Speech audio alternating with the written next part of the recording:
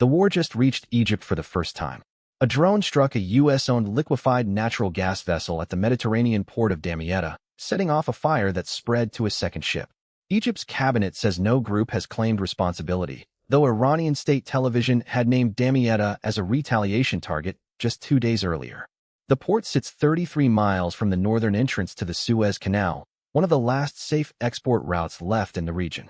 Oil is now heading for its biggest monthly gain since March. Ukraine has found a way to hit Russia where it hurts, and it isn't on the battlefield. Robert Brovdy, commander of Ukraine's unmanned systems forces, says drones have struck more than 200 Russia-linked vessels in just 3 weeks, most of them tankers tied to Moscow's so-called Shadow Fleet. The campaign has forced Russia to halt traffic through the Kerch Strait, and its agriculture ministry says it is now working on alternative shipping routes. Meanwhile, Russia sent 255 Shahid-type drones at Ukraine overnight, and officials say at least 9 people were killed and 48 injured over the past day. More than 30 community water systems across Minnesota have been hit by a cyber attack, and investigators are probing whether Iranian hackers were behind it. Officials say the attackers targeted the programmable controllers and cellular modems that run the plants, disrupting communications and forcing some utilities to switch to manual operations. Authorities stress that drinking water treatment, quality, pressure, and delivery were never impacted. The FBI, the EPA, and the Cybersecurity and Infrastructure Security Agency are all investigating, and officials say nothing has been definitively attributed yet. They are also weighing whether someone posed as Iranian to inflame tensions. After a week of fire, France finally got some good news.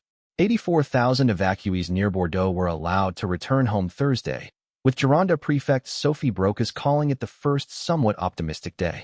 The blaze has burned 162 square miles, 4 times the size of Paris, but authorities say it is no longer expanding beyond the area already hit. France's 4th heatwave of the summer gave way to cooler air, higher humidity, and some rain, helping 3,300 firefighters and 24 aircraft. Blazes are still burning across Spain, Greece, Germany, and Turkey. For the first time in more than 250 appearances before Congress, Anthony Fauci refused to answer. The former health official invoked his Fifth Amendment right more than 100 times at a Senate hearing on the origins of COVID, after being subpoenaed by committee chairman Rand Paul.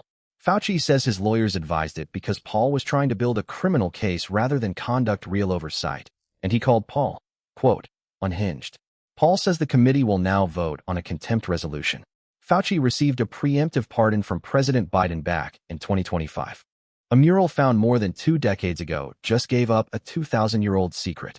Mexico's National Institute of Anthropology and History says a digital reconstruction of a charcoal painting at the ancient Maya city of Calakmul has revealed the site's earliest known calendar writing.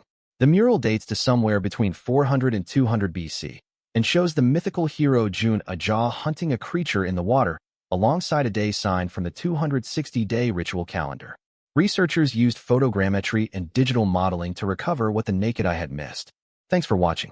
Like, subscribe, and ring that bell to stay in the loop every single day.